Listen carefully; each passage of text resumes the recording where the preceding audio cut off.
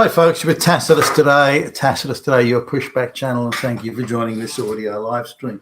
In this essay, I'd like to talk about the I don't know, well, I suppose it's not a collapse yet, but it's heading that way, the South African mining industry, the state of it since the all black government took over, and how the industry not only has declined in output, so it's actually getting less product out of the ground in mining terms than it did when the whites were in control. So almost from the day that the blacks took over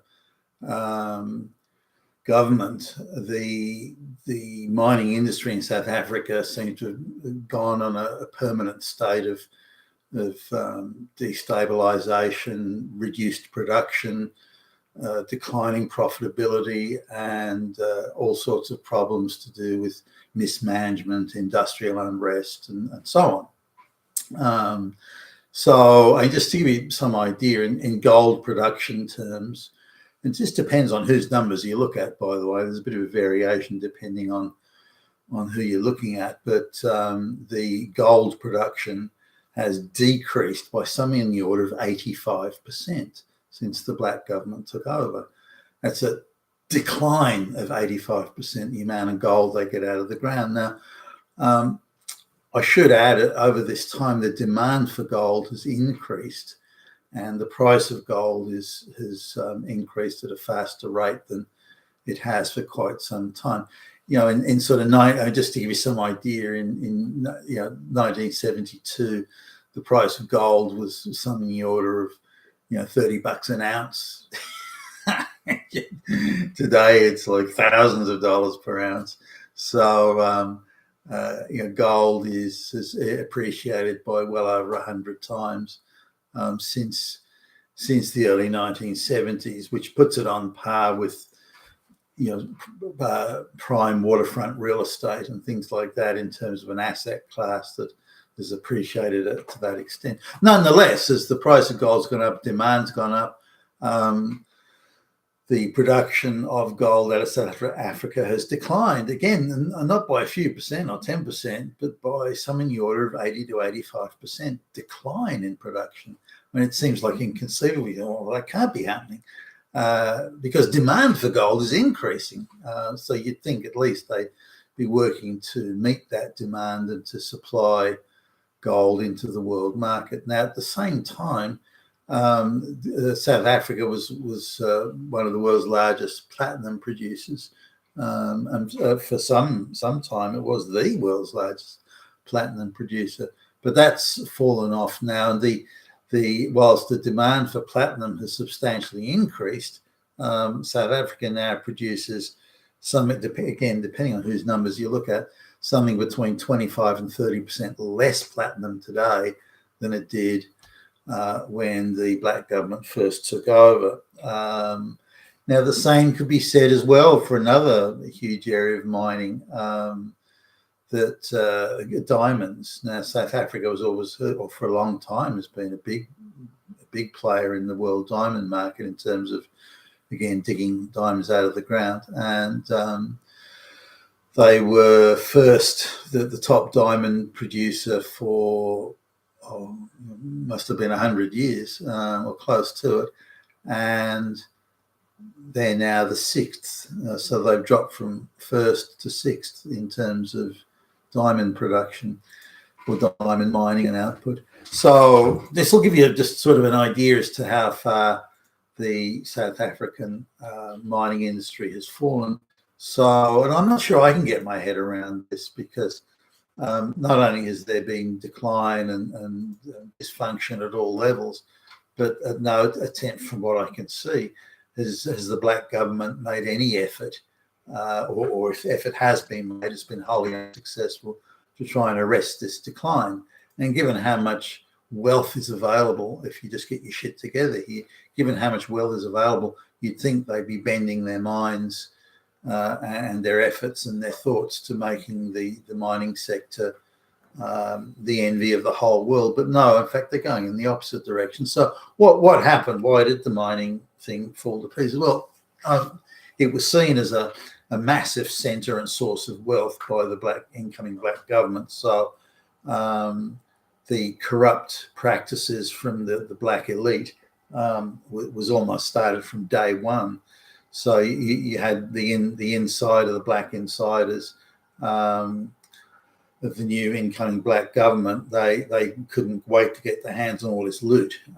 They dreamed of nice waterfront mansions and servants and huge rivers of wealth that they'd imagined all this, and they didn't perceive it on the basis of that it would create a wealthy nation, or it would fund social programs or things like that. The elite very much wanted to put this money in their own pockets, and so they introduced laws saying that black people had to own a certain amount of shares in the mining companies, but these shares were almost routinely just allocated to ANC, that's the black government, ANC insiders that very quickly became multi-millionaires, multi-gazillionaires even, and so the looting began almost from day one. There were various other things, as the mines, the older mines required. You've got to go deeper and deeper underground in the older mines. So this requires a lot of newer technology, a lot of reinvestment in plant and equipment and the most modern technologies and so on. And also, as you get deeper, there's a tendency to have a lower proportion of say, gold. So per ton of rock, there's only a certain amount of gold in that ton of rock. And there are various newer technologies, some of them developed in Australia, by the way, newer technologies to extract gold from that ton of rock. So there may be, a small percentage, less than 1% even of gold in the rock. But if you're using the best technology to do it, you can still profitably extract gold from the rock. But it requires substantial reinvestment, again, in the latest technologies. Also requires pretty slick management to be able to put all this together, all the processes together, use the best technology to suit the circumstances and these sorts of things. So this is where, again, the black government fell to pieces. They insisted that in terms of key equipment suppliers, any key services or essential services, all this sort of thing, management, decision-making, procurement, companies that you had to have 25% minimum, and now 50% or later 50% had to be purchased from black-owned companies and so on. So this changed the economics of things and also the efficiency and practicality. So if the mining company did say, well, this is the best technology for getting gold, a reducing amount of gold out of the rock that was being mined, then that product, say, that was bought overseas, that was given, that distributorship was given, to a black company, so if you wanted that technology, you had to buy it through a black company. That was it, and those were people well connected to the ANC. So they saw this as a chance. This is not an opportunity to help the mining industry stay afloat, become profitable, become more profitable. And so this is an opportunity for me and a couple of other my black buddies to get filthy fucking rich and quickly, just a one-off. And so they would put markups, just over the top markups and profit margins on things, so the company either wouldn't buy the latest technology, or they paid so much for it that its value was, in terms of economic value, was diminished. You could buy it for example, you buy it for $1 million, but because I had to buy it through an insider trading black company, they had to pay $20 million for it. And so its relative sort of benefit to the cost-effective production of gold or output of gold was diminished. So there's a lot of corruption, and I'd call that corruption. A lot of corruption, insider trading, forced purchasing from the black buddies of the guys in charge, and all this sort of thing, which added very substantial costs. Now, the miners were always told by the black agitators before the black government took over, the miners were always told who were primarily black, by the way. And a lot of those miners, particularly doing the donkey work, were people who'd come from other black places nearby. They weren't locals.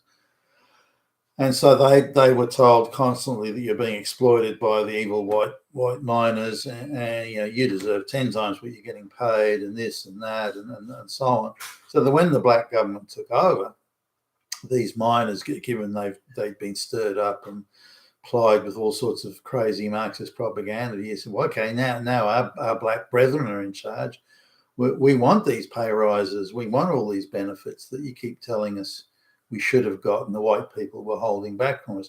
But of course, this wasn't true. They were being paid, the going rate for workers in that area doing that sort of work. And if the rate had to be 10 times as much, and the pay had to be 10 times as much, then the mines that otherwise would have been viable are now no longer viable, or they have to introduce very intensive automation, which means major expenditures in capital equipment and so on. Now, some of the maintenance contracts for maintaining mining equipment, because you can't afford downtime, the maintenance contracts were very, very, a lot of money was spent on that. So the black corrupt black goons looked at this money going into maintenance. Said, we want a piece of that. Look at all that money flowing through. We want that. And so they were happy to take the maintenance contract money, but they were a little bit less diligent when it came to actually delivering the maintenance. So downtime in mining equipment went through the roof, or mining production went through the roof. Men were laid off, workers were laid off while the equipment was getting repaired or replaced. They then went on strike. Then it became industrial issues and ongoing industrial unrest and so on. And the relationship between the miners and the primarily black owners now is more poisonous than it ever was with the white guy. So in just about every conceivable way, this promised utopia that when the blacks take over, we're going to, those whiteys can't exploit us anymore.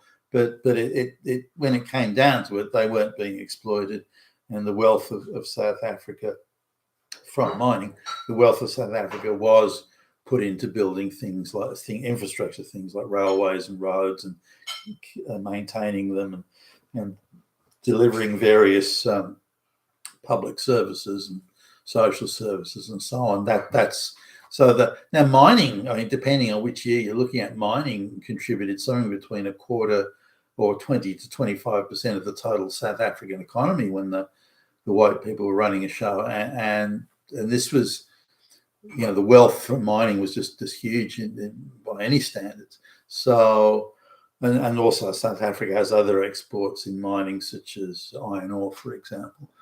So now South Africa's, the contribution of mining to the South African economy is down to somewhere in the order of 5 or 6% today.